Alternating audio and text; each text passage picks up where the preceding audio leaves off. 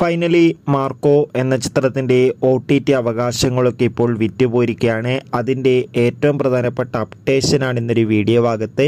വീഡിയോയിൽ മുൻപ് video like ചെയ്യുക, ചാനൽ സബ്സ്ക്രൈബ് ചെയ്യാൻ വേണ്ടി ശ്രമിക്കുക.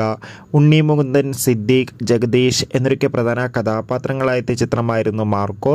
ചിത്രത്തിന് മികച്ചൊരു വിജയം തന്നെ സ്വന്തമാക്കാൻ വേണ്ടി സാധിച്ചിട്ടുണ്ടായിരുന്നു. അതുകൊണ്ട് തന്നെ ഏവരുമേറെ ആകാംക്ഷയോടെയായിരുന്നു മാർക്കോ എന്ന ചിത്രത്തിൻ്റെ ഓരോ അപ്ഡേഷനും അറിയാൻ വേണ്ടി ഏറെ ആകാംക്ഷയോടെ കാത്തിരിക്കുന്നുണ്ടായിരുന്നത്.